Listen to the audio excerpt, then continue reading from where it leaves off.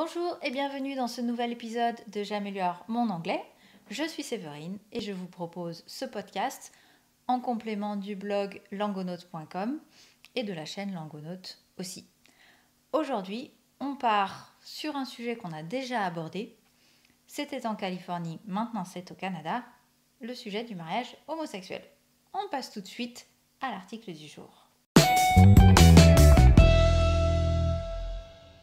Comme je vous le disais, c'est un sujet qu'on a déjà abordé, mais qui se passe ici dans un contexte différent, dans un pays différent. Donc je pense que l'article en soi, vous devriez assez facilement le comprendre. Il date de 2005, il vient toujours comme d'habitude de Wikinews et vous retrouverez le lien dans le blog. Je vous donne quand même un peu de vocabulaire pour comprendre un petit peu l'histoire ou les petits détails de cette histoire. Tout d'abord le titre. Canada becomes fourth nation to allow same-sex marriage. Le vocabulaire.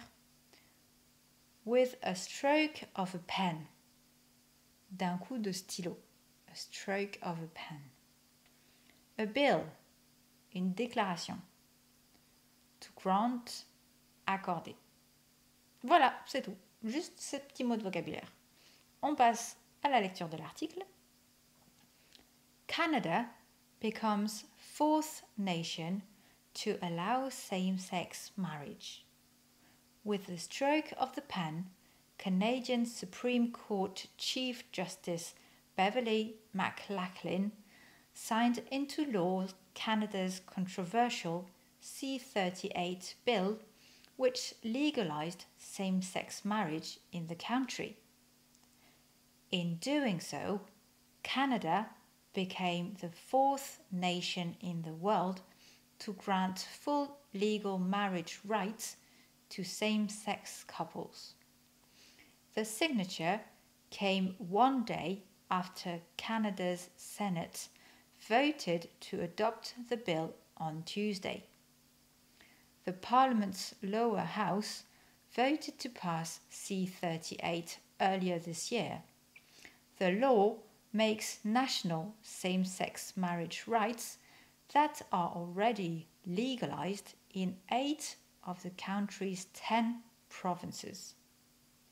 The other 3 countries that have similar laws are the Netherlands, Belgium and Spain.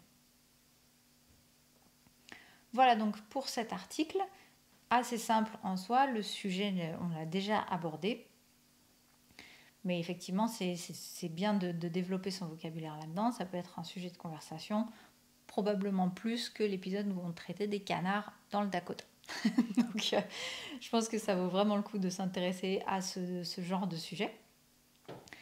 Avant de passer à la deuxième partie du podcast, je vous le rappelle, si ça vous a plu, faites-le connaître, partagez autour de vous. Si vous prenez des cours d'anglais, que ce soit en classe ou en ligne ou quoi, partagez avec les personnes avec qui vous apprenez l'anglais.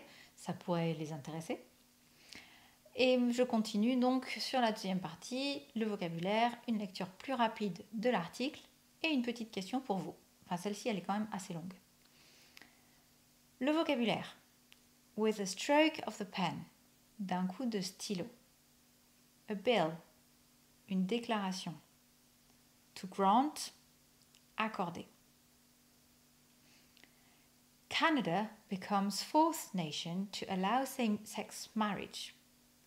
With a stroke of the pen, Canadian Supreme Court Chief Justice Beverly McLachlin signed into law Canada's controversial C-38 bill, which legalized same-sex marriage in the country. In doing so, Canada became the fourth nation in the world to grant full legal marriage rights to same-sex couples.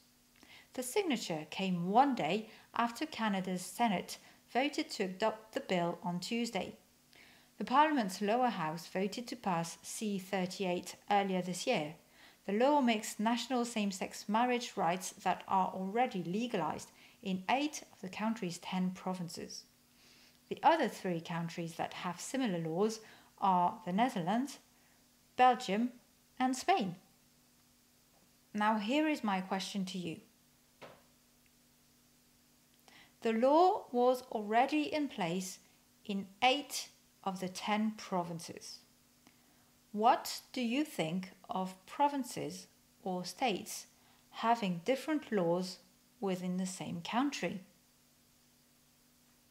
That's all for today. Thank you very much for listening, and until next time, bye!